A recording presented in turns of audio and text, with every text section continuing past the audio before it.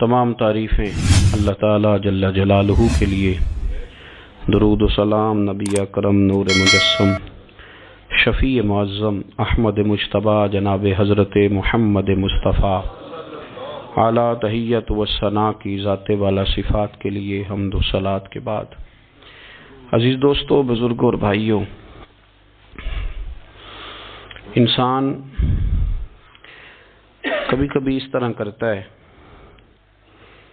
کہ وہ اپنے لب و لہجے سے، گفتگو سے، میل ملاپ سے لوگوں کو مطمئن تو کر لیتا ہے، لیکن اس کی قلبی واردات کیا ہے، اس کے اندر تقویٰ کتنا ہے، نیکی کتنی ہے، پرہیزگاری کتنی ہے، اس سے وہ آگاہ ہوتا ہے۔ وہ بہت ساری چیزوں کو لوگوں سے چھپا تو لیتا ہے، لیکن اپنے آپ سے نہیں چھپا پاتا، اپنے رب کریم سے نہیں چھپا پاتا۔ پھر یہ ہوتا ہے کہ وہ جھوٹی تسلیوں سے اور اپنے نفس کی جھوٹی دلیلوں سے اپنے آپ کو راضی کرتے کرتے اس مقام پہ پہنچ جاتا ہے کہ وہ ٹوٹ کے بکھرنے کے قریب آ جاتا ہے۔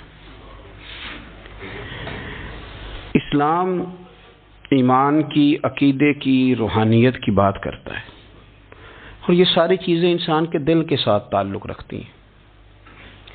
دنیا میں بہت سارے لوگ ایسے ہیں جو کسی وجہ سے اپنا دین ظاہر نہیں کر سکے، بتا نہیں سکے، لیکن ان کے اندر ایمان تھا، تو رب کریم قیامت کے دن انہیں ایمانداروں کے ساتھ ہی کھڑا کرے گا، حالانکہ وہ بتا نہیں سکے، سکھا نہیں سکے۔ اللہ تعالیٰ انہیں ایمانداروں کے ساتھ ہی کھڑا فرمائے گا۔ تو یاد رکھنے کی بات یہ ہے، سمجھنے کی بات یہ ہے کہ اپنی قلبی واردات پر، اپنے دل پر، اپنے باطن کی کیفیات پر نظر رکھی جائے، اور جتنی کمزوریاں اور کوتاہیاں ہیں ان سے اپنے آپ کو بچایا جائے۔ اور بہت ساری ایسی چیزیں جو نقصان کا باعث ہیں، ہم کہہ کے اپنے آپ کو مطمئن تو کر رہے ہیں، لیکن ہمارے دل کو، روح کو نقصان دے رہی ہیں، ان سے بچا جائے۔ قرآن حکیم فرقان حمید نے ارشاد فرمایا، سورہ ملک کے اندر فرمایا، وَأَسِرُّوا قَوْلَكُمْ، تم کوئی بات چھپا کے کرو، اَوْ اجْهَرُوا بِهِ، یا اعلانیہ کرو۔ اگر سمجھنے کے لیے انسان کو کوئی چیز درکار ہو نا، تو میرا خیال ہے کہ یہ آیہ کریمہ کافی ہو جائے اس کے لیے۔ فرمایا وَأَسِرُّوا قَوْلَكُمْ، تم کوئی بات بڑی چھپا کے کرو، اَوْ اجْهَرُوا بِهِ، یا اعلانیہ کرو، یہ سمجھ لو، اس پر غور کر لو کہ إِنَّهُ عَلِيمٌ بِذَاتِ الصُّدُورِ، رب تو دلوں کے حال جاننے والا ہے۔ تم اعلانیہ کرو یا چھپا کے کرو، وہ تو جانتا ہے، علیم بذات الصدور، وہ تو دلوں کے حال جاننے والا ہے۔ تم بے شک اونچا کرو، بے شک آہستہ بولو۔ آیت نازل کب ہوئی؟ شان نزول بھی بڑا انوکھا ہے۔ مشرکین مکہ رسول کریم صلی اللہ علیہ وسلم کے بارے میں معاذ اللہ باتیں کرتے تھے، تو حضور اللہ کے دیے ہوئے علم سے انہیں جان لیا کرتے تھے۔ ایک دن وہ باتیں کر رہے تھے، تو باتیں کرتے کرتے نا مشرکین مکہ نے عجیب بات کر دی، نادان تھے نا، جانتے نہیں تھے، عجیب بات کر دی، کہنے لگے آہستہ بولو، کہیں محمد صلی اللہ علیہ وسلم کا رب سن نہ لے، آہستہ بولو، اونچی بات نہ کرو، کہیں مصطفیٰ کریم علیہ السلام کا خدا سن نہ لے۔ تو اللہ نے آیت نازل کر دی، فرمایا نادانو وَأَسِرُّوا قَوْلَكُمْ أَوْ اجْهَرُوا بِهِ، آہستہ بولو یا اونچا بولو۔ اور شارحین نے، مفسرین نے لکھا ہے نہ بھی بولو، آہستہ بولو یا اونچا بولو، یا بے شک تم کوئی بات زبان سے ادا نہ بھی کرو، انہ علیم بذات الصدور، رب تو تمہارے دلوں کے حال جاننے والا ہے، اسے تو پتہ ہے تم نے سینے میں کیا چھپایا ہے، حسد چھپایا ہے کہ رشک چھپایا ہے، عداوت چھپائی ہے کہ محبت چھپائی ہے، اسے تو پتہ ہے، اسے خبر ہے، اس لیے کہ وہ نظر ہی تمہارے دل پہ رکھتا ہے، اسے پتہ ہے تمہارے اندر کیا ہے۔ ہم لوگوں نے نا اپنی سارے معاملات دنیا داروں سے، لوگوں سے، یاروں سے، دوستوں سے وابستہ کر لیے۔ ہمیں تعریف بھی بندوں سے چاہیے، ہمیں اچھے ہونے کا جو ڈگری ہے وہ بھی بندوں سے چاہیے. ہم بندے بڑے نیک ہیں، یہ بھی لوگ کہیں تو پھر ہم مطمئن ہیں. ہم صحیح راستے پہ چل رہے ہیں، یہ سند بھی بندوں سے چاہیے. ہر بات پر اعتماد خلق، ہر وقت لوگوں پر ہی دھیان، لوگوں پر ہی توجہ، لوگوں کے معاملات ہی ڈسکس کرنا. بھئی یہ تو تیرے ذمہ ہی نہیں. تجھے تو کہا گیا ہے کہ وَمَن يَتَوَکَّلْ عَلَى اللَّهِ، تو اپنے رب کی ذات پر بھروسہ کر، فَهُوَ حَسْبُهُ، وہ تیرے لیے دنیا میں بھی کافی ہو جائے گا، آخرت میں بھی کافی ہو جائے گا. وہ تیرے لیے کافی ہے تیرا رب رسول. تو اللہ رسول کی جانب توجہ کر. ہماری ساری معاملات بندوں کے ساتھ مطلب فلانے کو کیا مل رہا ہے، فلانا کدھر جا رہا ہے، فلانے کے پیسوں پہ میرا کتنا حق ہے، فلانا آگے نکل گیا، فلاں پیچھے رہ گیا، فلاں نے محبت سے نہیں دیکھا، فلاں نے یہ کر دیا. آپ ساتھ چھوڑیں، یہ تو ہر وقت تو ذکر آپ کو اللہ کا کرنا تھا. یا ایھا الذین آمنوا اذکروا اللہ ذکرا کثیرا وسبحوہ بکرۃ واسیلا. یہ جو آپ ہر وقت بندے بندے کر رہے ہیں، یہ تو آپ کو حکم ہی نہیں ہے. آپ نے تو ہر وقت اللہ اللہ کرنی تھی. تو جو کام کرنے کا تھا وہ چھوڑ دیا، جو نہیں کرنا چاہیے تھا اس پہ بحث شروع کر دی. پھر دل کے اندر مد و جزر خراب ہوتے ہیں، قلبی واردات بگڑ جاتی ہے، حسد پیدا ہوتا ہے، انسان کو لالچ پیدا ہوتا ہے، انسان حریص ہو جاتا ہے، انسان لوگوں سے عداوتیں پال لیتا ہے. کبھی ایسا کام نہ کریں. شہد بڑا میٹھا ہوتا ہے. عرب کے اندر ایک درخت پایا جاتا تھا، ایلوا اس کو کہتے تھے. اس طرح ہمارے ہاں نیم نہیں ہوتی، کڑوا ترین اس کا ذائقہ ہوتا ہے. اور آپ کچھ دیر اس کو پانی میں ڈال دیں تو پانی بھی سارا کڑوا ہو جاتا ہے، چونکہ اس کے خمیر میں رب کریم نے کرواہٹ رکھی ہے. اور وہ حکمت ہے، اس کرواہٹ کا بھی اپنی جگہ فائدہ ہے. لیکن حضور سید عالم صلی اللہ علیہ وسلم نے ایک مثال بیان فرمائی، اور وہ بڑی سمجھنے کی ہے. حضور مثالیں دیتے تھے تو کمال ہو جاتی تھی. بڑے سے بڑا ان پڑھ بندہ بھی اس کی روح تک بات اتر جاتی تھی. کریم محبوب علیہ السلام فرمانے لگے کہ اگر ایلوا درخت کے کچھ ٹکڑے شہد میں ڈال دیے جائیں نا تو شہد سے زیادہ میٹھی چیز کوئی نہیں ہوتی.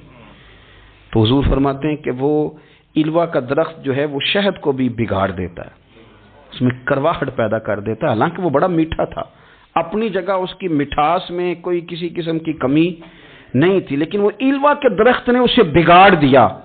اللہ کے محبوب فرماتے ہیں جس طرح ایلوا کا درخت شہد کو تباہ کر دیتا ہے نا، اس طرح حسد آدمی کے ایمان کو تباہ کر دیتا ہے. ایمان بڑی میٹھی چیز ہے، بڑی حسین چیز ہے، لیکن جب حسد آ گیا نا، حسد ہے کیا؟ حسد بندوں سے نہیں ہوتا، یہ سمجھ لیں. حسد کا مطلب، حسد کی لغوی تعریف یہ ہے کہ یہ سمجھ لینا کہ یا اللہ اسے نہیں دینا چاہیے تھا، مجھے دینا چاہیے تھا. یہ تعریف ہے. تو حسد ہوتا کس سے؟ حسد دراصل بندے پہ نہیں کیا جاتا. حسد کا معنی یہ ہے کہ آپ اللہ کی تقسیم پر اعتراض کر رہے ہیں. آپ کا کہنا یہ ہے کہ یا اللہ یہ تقسیم ٹھیک نہیں ہوئی، معاذ اللہ یہ ادھر چلا گیا، یہ تو ادھر آنے والی چیز تھی. تو یہ آپ نے ڈائریکٹ جو مقابلہ شروع کیا، معاذ اللہ یہ تو آپ نے اللہ کی تقسیم کے ساتھ شروع کر دی. تو پھر دل میں بگاڑ آتا ہے، پھر انسان ٹوٹ پھوٹ کا شکار ہوتا ہے، پھر وہ کمزور پڑ جاتا ہے، پھر وہ ایسی باتیں کرتا ہے جو اس کے منصب کے مطابق نہیں ہوتی، کچی بات کرتا ہے، کمزور بات.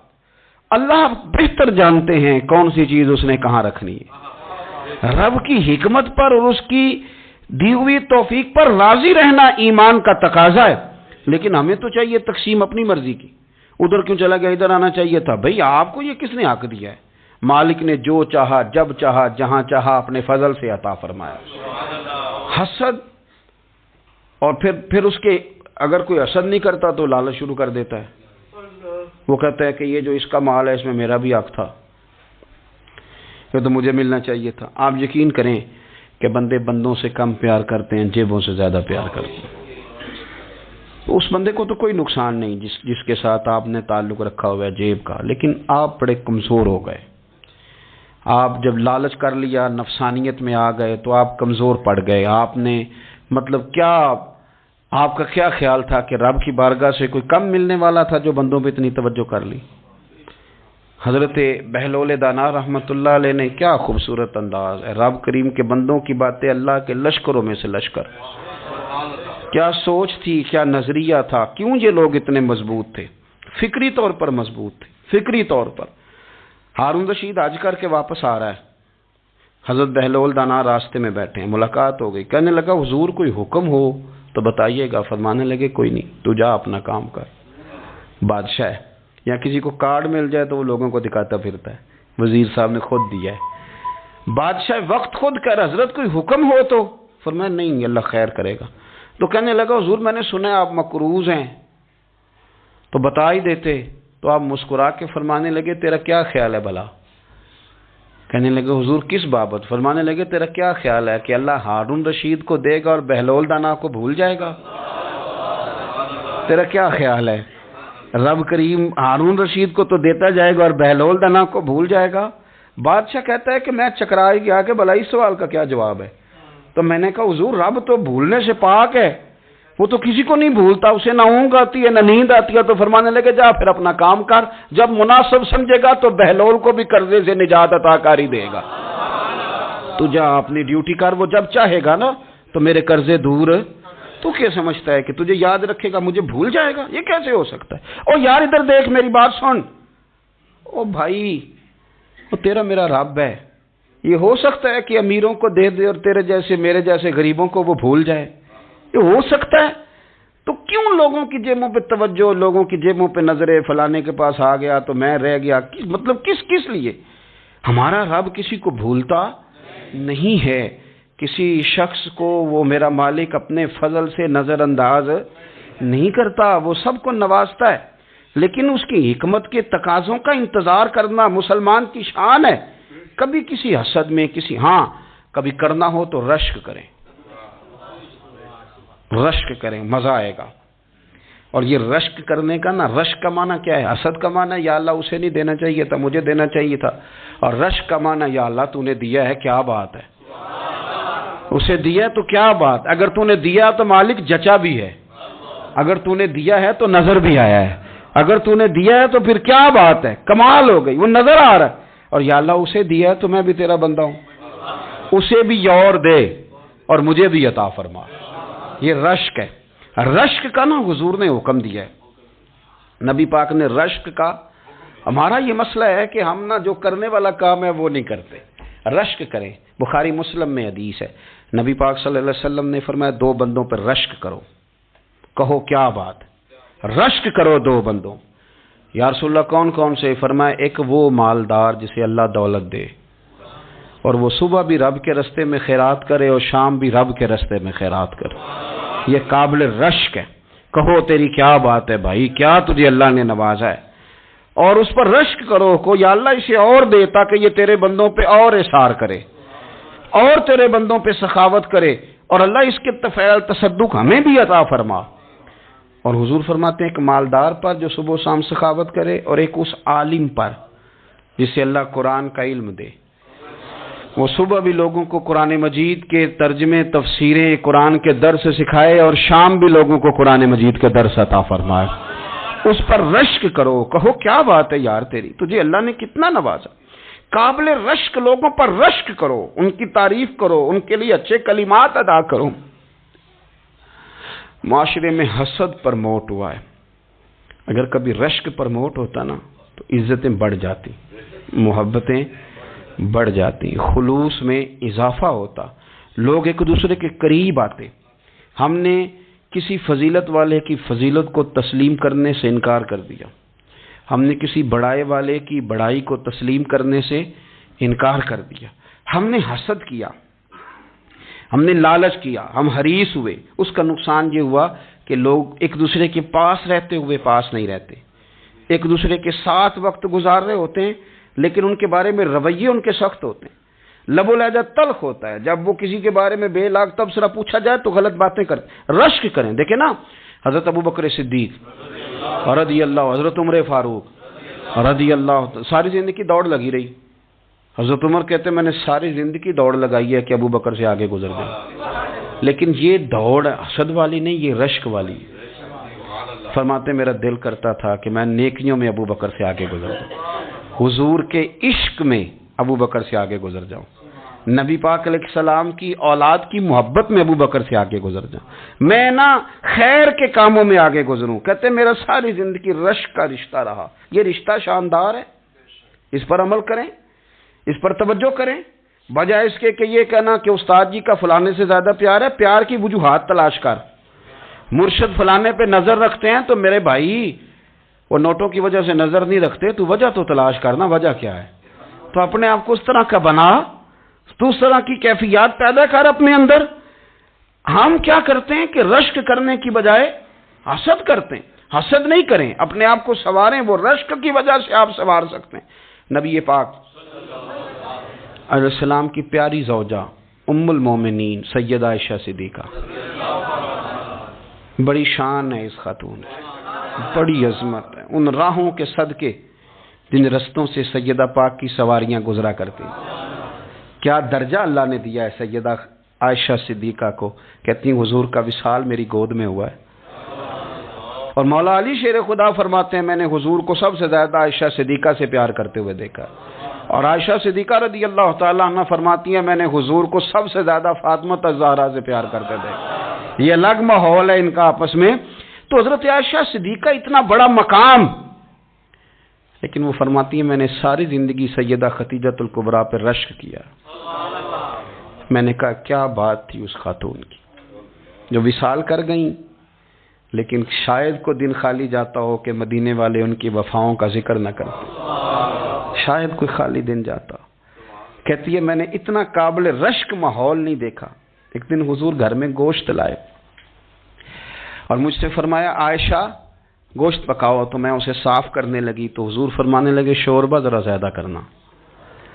تو میں نے عرض کی حضور کیا کچھ مہمان آئیں گے گھر میں؟ تو فرمایا نہیں عائشہ، مدینہ منورہ میں نا مجھے پتا چلا ہے خدیجہ الکبریٰ کی کچھ سہیلیاں آئی ہیں، تو شوربہ بنا، میں انہیں پہنچاؤں گا، خدیجہ کی سہیلیوں کو شوربہ زیادہ پکا ذرا۔ تو حضرت عائشہ صدیقہ کہتی ہے میں نے بڑے نرم لب و لہجے میں بڑی بنا سوار کے مسجع مکفہ چن کے جملے بات کی۔ میں نے عرض کی حضور سنا ہے وہ آپ سے 15 سال عمر میں بڑی تھی، نکاح بھی پہلے ہو چکا تھا، اور بتاتے ہیں لوگ کہ بظاہر کوئی حسن و جمال بھی اس ماحول کا نہیں تھا۔ حضور اللہ نے آپ کو جوان اور خوبصورت بیویاں دی ہیں، پر میں جب بھی سنتی ہوں جناب خدیجہ کا ذکر ہی سنتی ہوں۔ میں نے رشک کے انداز میں کہا، کہتی میں بات کہہ کے خاموش ہو گئی، اور جب میں نے نظر اٹھا کے دیکھا تو حضور کی آنکھوں میں آنسو۔ نبی پاک صلی اللہ علیہ وسلم کا یہ انداز دیکھا تو میں نے کہا حضور میں رب رسول کی بارگاہ میں توبہ کرتی ہوں، اب تو رو دیے۔ تو حضور فرمانے لگے عائشہ یہاں جو بھی آیا ہے نا وہ سکھوں اور آسانیوں کے دنوں میں آیا ہے، اور خدیجہ میری ان دنوں کی ساتھی تھی جو میرے تکلیف کے دن تھے، میری آزمائشوں کی، میری پریشانیوں کی میری ساتھی تھی۔ جب لوگ مجھے تکلیف دیتے تھے میں گھر جاتا تھا تو مجھے کہتی تھی حضور آپ تو صلہ رحمی کرتے ہیں، غریبوں کا بوجھ اٹھاتے ہیں، آپ تو لوگوں کے ساتھ محبت سے پیش آتے ہیں، حضور آپ پریشان نہ ہو، آپ کا رب آپ کو ہمیشہ عزت ہی عطا فرمائے گا۔ فرمایا وہ میری تکلیفوں کی اسے کیسے؟ میرے بھائی رشک کیا لوگوں نے ایک دوسرے پر، حسد نہیں کیا۔ ہم تو نا جی اپنی مرضی کے فیصلے کرتے کرتے پیچھے رہ گئے۔ ہم نے لوگوں کو پیچھے کرنے کا سوچا تھا لیکن ہم سب سے پیچھے رہ گئے۔ ہم نے سیاست اور سازش کی تھی کہ کچھ لوگوں کے دلوں پہ پیر رکھ کے میں اپنا قد اونچا کروں گا، کچھ کے سینوں پہ پیر رکھ کے، لیکن ایسا نہیں ہوتا، یہ ہوتا نہیں۔ آپ کسی کی جگہ نہیں لے سکتے، اس لیے کہ رب نے سب کی جگہ اپنی اپنی بنائی ہوئی، سب کی جگہ۔ ہاں ایسا ضرور ہوتا ہے کہ کئی دفعہ نا ہم اپنے مقام کو گرا لیتے ہیں۔ وہ کسی نے کہا تھا کہ ایسا نہیں کہ تیری جگہ کوئی اور آ گیا، لیکن تیرا مقام بھی اب تیرا نہیں رہا۔ ہوتا یہ ہے کہ ہم نہ گرا لیتے ہیں اپنے آپ کو۔ اگر ہم رشک کا ماحول پیدا کریں، رشک کا، اور ہم کہیں کہ کیا بات ہے میں بھی سفر کروں گا، اس جانب جاؤں گا، بجائے یہ کہنا کہ فلاں آدمی بڑا آگے نکل گیا ہے، یہ کر کے نکل گیا ہے، وہ کر کے نکل گیا ہے، یہ کہنا کہ یار میں بھی رب کریم کی اس مدد کو تلاش کرتا ہوں جس کی برکت سے اللہ نے اس پر فضل فرمایا۔ امام غزالی فرماتے ہیں 3 لوگوں میں حسد زیادہ ہوتا ہے، بغض زیادہ پیدا کر لیتے ہیں۔ اب چونکہ مضمون ہے تو ساری بات کھول کے ہی کرنی پڑے گی نا۔ فرماتے ہیں 3 لوگوں میں حسد، بڑے عہدے والوں میں حسد زیادہ ہوتا ہے۔ یعنی صوبائی وزیر کہتا ہے کہ حق میرا ویسے وفاقی وزیر کا تھا، اور وفاقی وزیر کہتا ہے کہ جتنا میرا تجربہ ہے نا مجھے بنایا وزیر اعظم ہی جاتا تو بات ٹھیک تھی۔ حسد زیادہ، بڑے عہدے والوں میں حسد، اور امام غزالی فرماتے ہیں مالداروں میں حسد زیادہ ہوتا ہے۔ غریب نے غریب سے کیا جلنا ہے؟ جلنے کو شے ہی کوئی نہیں، کس سے جلیں گے؟ تو غریب تو بیچارہ 4 روٹیاں ہوتی ہیں تو کہتا ہے چلو ٹھیک ہے آ جاؤ، دونوں مل کے بیٹھ جاتے ہیں۔ غریبوں کے دوست بھی غریب، امیر حسد کرتے ہیں، وہ سودے پہ سودا کرتے ہیں، وہ ایک دوسرے کی کمزوریاں بیان کرتے ہیں۔ میں نے گاہکوں کو نفع لیتے دیکھا ہے، فلانے سے مال لیتے تھے جی، اس نے بڑا تنگ کیا تو کہتا ہے اسی طرح کا تو مجھ سے خریدا کر۔ لوگ استعمال کر جاتے ہیں، وجہ بیچ میں کیا ہوتی ہے؟ حسد، عداوت، خرابی ہوتی۔ اور تیسری بات امام غزالی نے شاید میرے لیے کہی ہے، امام غزالی فرماتے ہیں علماء میں حسد بڑا ہوتا ہے، عہدیداروں میں، مالداروں میں اور علم والے لوگوں میں۔ وہ بھی اللہ کی تقسیم پر راضی نہیں ہوتے، چونکہ وہ سمجھتے ہیں مجھے یہ لفظ آتے ہیں، میری قابلیت زیادہ ہے، میں زیادہ پڑھا لکھا ہوں تو یہ منصب بھی میرا تھا، یہ کام بھی میرا تھا، یہ بھی میرے پاس ہونی چاہیے۔ ایسا نہیں ہوتا، یہ تو رب کریم کی عطا ہے۔ میں کئی دفعہ کہہ چکا ہوں کہ کام لینے پہ آئے تو میرے جیسے بیکار آدمی سے کام لے لے، یہ اس کی عطا ہے۔ اب ہمیں کرنا کیا ہے؟ ہمیں اس کی تقسیم پر راضی رہنا ہے، اس کی تقسیم پر قربان جائیں۔ رسول پاک علیہ السلام سے صحابی نے پوچھا حضور عزت کیا ہے؟ فرمایا جو رب نے تجھے دیا اس پہ راضی ہو جا، اللہ عزت عطا کر دے گا۔ قناعت کر، جو اللہ نے تجھے دیا اس پر قناعت کر، اللہ تجھے عزت دے دے گا۔ حضور ذلت کیا ہے؟ فرمایا لوگوں سے لالچ نہ رکھنا، تو ذلیل ہو جائے گا، لالچ نہ کر۔ تیزی کے ساتھ پرموٹ ہوتی ہیں چیزیں، ہمیں سازش کرنی آتی ہے، ہمارا خیال ہوتا ہے کہ میں نے دوسروں کے پیسوں پہ کاروبار کرنا ہے، ہمارا خیال ہوتا ہے کہ پالٹی ڈال کے روٹی کھانی ہے، ہمارا خیال ہوتا ہے کہ کسی بندے کو کس طرح استعمال کرنا ہے۔ یاد رکھ لینا، کبھی بات نہ بھولنا، جو لوگوں کو استعمال کرنا چاہتا ہے وہ ساری زندگی استعمال ہوتا رہتا ہے۔ جو کسی شخص کو کسی مقام پر رسوا کرنا چاہتا ہے اپنی عزت بچا نہیں پاتا۔ جو آدمی لوگوں کو حقیر جانتا ہے اللہ اسے کبھی عزتیں عطا نہیں کرتا، وہ گڑھوں کے اندر گرتا چلا جاتا ہے۔ یاد رکھیں جو عزتیں دینی شروع کر دے رب اسے باعزت بنا دیتا ہے، جو پیار کرنا شروع کر دے معاشرے میں لوگ اس سے پیار کرنے لگ جاتے۔ جو کسی دیکھیں اگر ہم وہاں سے مانگے جہاں سے سب کو ملتا ہے تو پھر بندوں پر اتنی نظر رکھنے کی ضرورت باقی رہتی نہیں ہے۔ ادھر دیکھیں رشک کریں گے تو لالچ سے بھی بچیں گے، حسد سے بھی بچیں گے۔ بخاری مسلم میں حدیث ہے، حضرت ابو ہریرہ رضی اللہ تعالیٰ عنہ کہتے ہیں ہم حضور کی بارگاہ میں حاضر تھے تو کچھ غریب لوگ حاضر ہوئے، غربا۔ انہوں نے عرض کی یا رسول اللہ صلی اللہ علیہ وسلم ایک گزارش کرنے آئے۔ حضور نے فرمایا کہو۔ کہ یا رسول اللہ امیر تو ہم سے آگے نکل گئے۔ حضور نے فرمایا کس بات میں؟ عرض کی حضور نمازوں میں نہیں ہم گزرنے دیتے، اتنے نفل وہ پڑھتے ہیں اتنے ہم بھی پڑھ لیں گے۔ صحیح بتانا صحیح، آج کل یہ نمازوں کا مقابلہ بھی ہے کہ نفل میں نے زیادہ پڑھنے، عبادت میں نے۔ ہمارے اصحاب رحمۃ اللہ علیہ فرمایا کرتے تھے آستانوں پہ گدی نشینوں کا تو رولا ہوتا ہے، اللہ اللہ کرنے کا رولا نہیں ہوتا۔ یہ تو شور ہوتا ہے کہ سجادہ میں ہوں سجادہ، اور سب نے کوئی نہ کوئی کہانی سنائی ہوتی، کہتے نہیں ابا جی مجھے کہہ گئے تھے کان میں، دوسرا کہتا نہیں مجھے لکھ کے دے گئے تھے، تیسرا کہتا تمہیں تو پتہ ہی نہیں، تم تھے ہی نہیں، عمرے پہ تو میرے ساتھ گئے تھے، جو میرے ساتھ ان کا معاہدہ ہوا وہ خانہ کعبہ میں ہوا ہے، لہذا میرا پہلا نمبر ہے۔ سب کے پاس کوئی نہ کوئی معاملہ ہوتا ہے، یہ سارے کام کوئی ضروری نہیں۔ ضروری کیا ہے کہ وہ جو کہتے تھے کرو، جس نے سب سے زیادہ کر کے دکھایا وہ زیادہ جانشین ہے، وہ زیادہ جانشین ہے جس نے زیادہ کر کے دکھایا۔ معاملہ تو یہ ہے کہ اس رستے پہ کس کس نے چلنا ہے۔ لوگ تو سجادہ نشینی سے بھاگا کرتے تھے، بھاگتے تھے۔ حضرت ابو بکر صدیق رضی اللہ تعالیٰ عنہ کا وصال ظاہری ہوا تو حضرت عمر خلیفہ بنے، تیسرا دن تک خلیفہ بنے ہوئے، 2-3 چھوٹی چھوٹی بچیاں آ گئیں، چاچا جان آپ خلیفہ بنے؟ فرمایا ہاں۔ چلو پھر عصر کے بعد ابو بکر ہمارے گھر جاتے تھے۔ فرمایا پتر تمہارے گھر کیا ہے؟ کہنے لگی ہم یتیم ہیں، ہمارا بھائی کوئی نہیں۔ ابو بکر روز عصر کے بعد آتے تھے، ہماری بکریوں کا دودھ دھو کے ہمیں دے جاتے تھے، کچھ بیچ کے گزارا کر لیتی تھی، کچھ پی لیتی تھی۔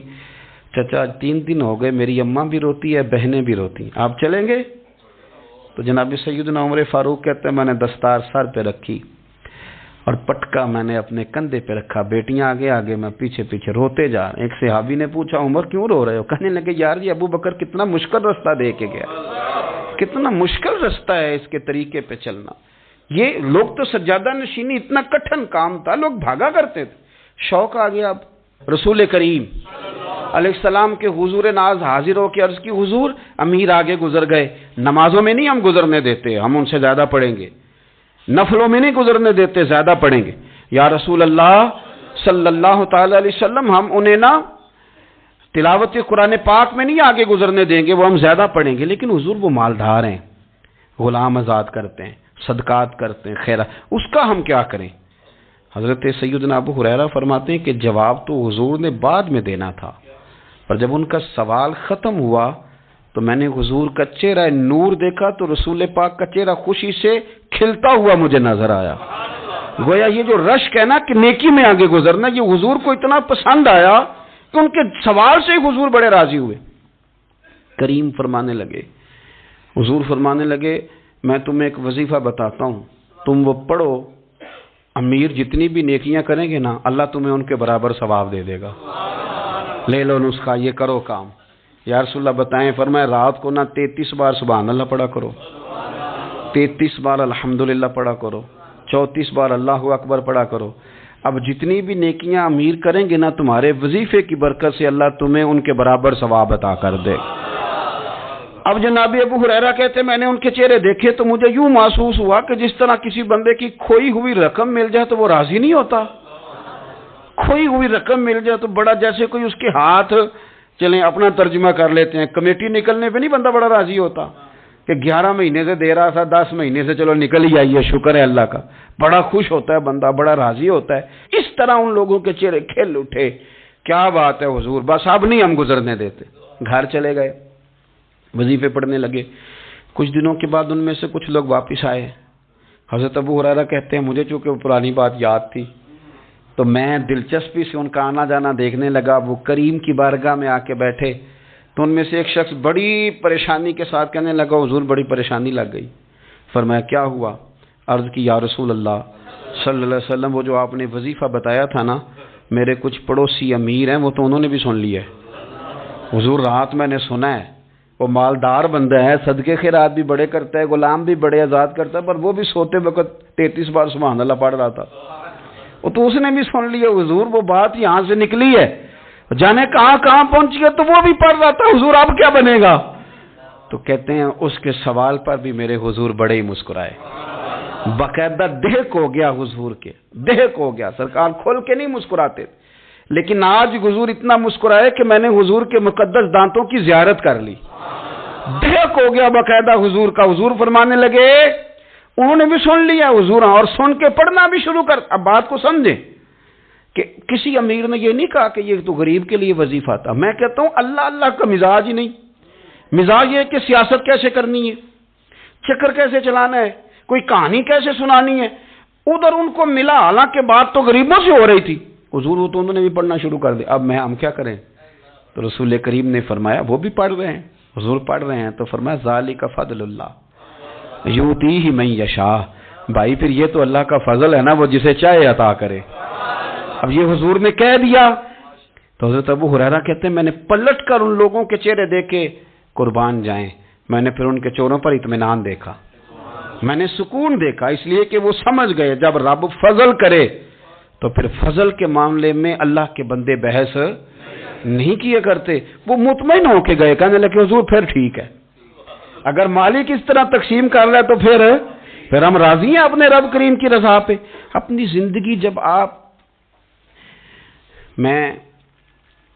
بڑی محبت سے قرب و جوار سے تشریف لاتے ہیں، میں قرآن و سنت کے بہت سارے عنوانات دیکھ کے آپ کی خدمت میں ایک بات عرض کروں، اپنی ساری توجہ اپنے رب رسول کی جانب مائل کریں۔ جتنا آپ دائیں بائیں دیکھیں گے نا اتنا گاڑی کے ٹکرانے کا خطرہ بڑھ جائے گا، وسوسے زیادہ آئیں گے، الجھ جائیں گے۔ اتنا زیادہ دائیں بائیں نہ دیکھیں، یہ کیا کر رہا ہے، فلانا کیا کر رہا ہے، فلانے کا یہ معاملہ کس طرح کا تھا، نہ نہ نہ، آپ توجہ اللہ کی جانب رکھیں۔ دیکھیں میرا اور میرے رب کا معاملہ ٹھیک چل رہا ہے، اللہ رسول کے ساتھ میرے معاملات ٹھیک ہیں، یہاں تو آپ کسی کی اصلاح کریں گے، دعوت دیں گے یا دعا کریں گے، تنقید کی تو ویسے دین میں اجازت نہیں ہے۔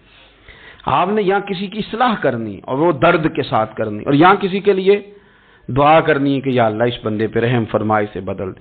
تنقید کی اور طنز کی تو اجازت اپنا معاملہ رب کریم کے ساتھ، ہماری سوچیں کس طرح کی ہیں، ہمارے اندر ماحول کس طرح کا ہے، وہ چونکہ دلوں کے حال جانتا ہے، اور نبی پاک صلی اللہ علیہ وسلم نے فرمایا نہ تمہاری جیبیں دیکھتا ہے نہ تمہارے چہرے دیکھتا ہے، وہ تو جب دیکھتا ہے تمہارا دل دیکھتا ہے۔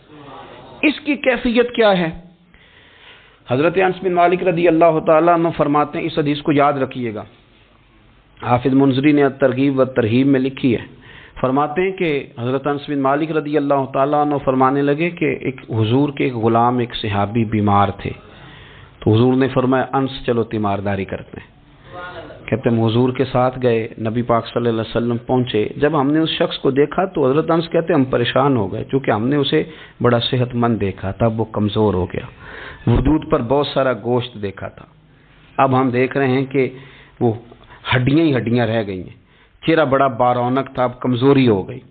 رسول کریم تشریف لے گئے اور حضور اس کی چارپائی کے سرہانے بیٹھے، اور جب حضور نے اپنا دست مبارک اس کے بالوں میں رکھا اور نبی پاک نے دست شفقت پھیرا تو کہتے ہیں اس شخص نے آنکھیں کھولی اور حضور کا چہرہ دیکھا تو اس کی خوشی کی کوئی انتہا نہ رہی، بڑا راضی ہوا، بڑا راضی، اور حضور نے اس کے لیے دعا کی، اس دعا پر بھی اسے بڑا اطمینان قلبی نصیب ہوا۔ کہتے ہیں حضور اکثر تیمارداری فرماتے تھے، پر آج نہ حضور نے ایک نرالی انوکھی اور انفرادی بات ارشاد فرمائی۔ حضور نے فرمایا تو بڑا صحت مند تھا، کمزور ہو گیا، بڑا طاقتور تھا تو ضعیف ہو گیا، ایک سوال کا جواب تو دے۔ یا رسول اللہ فرمائیے، تو حضور فرمانے لگے اس حالت میں جب تو شدید بیمار اور تکلیف میں، یہ بتا کہ اس وقت تیرا اپنے رب کے بارے میں گمان کیا ہے؟ حضرت انس کہتے ہیں پہلے حضور بیماروں سے یہ سوال نہیں پوچھتے تھے، آج پوچھا، کیونکہ صحت میں لوگوں کی زبان پہ شکر ہوتا ہے اور بیماری میں شکوے ہوتے ہیں، معاذ اللہ۔ اس وقت اللہ کے بارے میں یہ سوچ حضور نے ہمیں دی ہے، ہم نے ہر وقت یہ ذہن بنانا ہے کہ یہاں رب کریم کے بارے میں کیا تصورات پل رہے ہیں، آوازیں کیا اٹھ رہی ہیں، اس وقت تیرا اللہ کے بارے میں گمان کیا ہے؟ تو جناب انس بن مالک کہتے اس نے ہمیں اشارہ کیا کہ مجھے اٹھا کے بٹھاؤ، ہم نے بٹھایا تو کہتے ہیں پھر اس نے اپنی آنکھیں کھولی اور حضور کے چہرے نور پر نظر کر کے نظر جھکا لی، عرض کرتا یا رسول اللہ میں کمزور ہوں، بیمار ہوں، تکلیف میں ہوں، اٹھ نہیں سکتا، کھا نہیں سکتا، پر حضور ابھی بھی میرے دل سے آواز یہی نکلتی ہے کہ میرا رب بڑا ہی کریم ہے، میرا اللہ بڑا ہی مہربان ہے، وہ بڑا ہی معاف کرنے والا ہے، وہ اپنے بندوں سے پیار ہی بڑا کرتا ہے۔ آپ میری بات کو سمجھیں، کیفیت کیا ہے اور الفاظ کیا ہیں؟ حضور وہ مجھ سے بڑی محبت کرتا ہے، بڑے پیار والا ہے۔ یہ لفظ کہتے کہتے آواز بھرا گئی، آنسو نکل آئے، پھر اس نے تکلیف زیادہ محسوس کی تو وہ لیٹ گیا، اور پھر اس نے حضور کے چہرے نور پہ نظر ڈالی، کلمہ پڑھا، روح ہی پرواز کر گئی۔ حضرت انس بن مالک فرماتے ہیں ہم اس کے گھر سے نکلے اور جب حضور اس کے کمرے سے باہر آئے تو رسول کریم نے پلٹ کر رک کر پھر پیچھے دیکھا اور فرمایا انس اگر کسی جنتی کی زیارت کرنی ہے تو میرے اس غلام کا چہرہ دیکھ لو۔ اس لیے کہ جن لوگوں کے نظریات رب کریم کے بارے میں اس طرح کے ہوں پھر ان کے خاتمے خیر کے ہوتے ہیں، پھر اللہ ان کے لیے جنت کے فیصلے فرماتا ہے۔ اپنے افکار میں، نظریات میں، سوچوں میں کوئی ضروری نہیں ہے کہ ہم لوگوں کو دو لفظ کہہ کے مطمئن کر لیں تو ہم خود ضمیر کے قیدی بن کے زندگی گزار دیں، یہ معاملہ ٹھیک نہیں، یہ صحیح نہیں چلتا۔ آپ اپنی قلبی واردات پر، قلبی خیالات اور تصورات پر کڑی نگرانی رکھیں گے، آپ دیکھیں گے کہ کہاں یہ مجھے خرابی کی طرف لے کر کے جا رہا ہے، کہاں یہ بدگمانیاں پیدا کر رہا ہے، کہاں یہ خرابیاں لا رہا ہے، یہ سختی پیدا کر دے گا، نفرتوں کو، لالچ کو، حسد کو، عداوت کو یہ بڑھا دے گا۔ آپ اپنے معاملات پر اپنے دل کو ہمیشہ حاضر رکھیں، اللہ اپنے محبوب کا صدقہ فضل کرے، وہ مقلب القلوب ہے تو وہ ہمارے دلوں کو اپنی طرف پھیر دے۔ آخر دعوانا الحمدللہ رب العالمین۔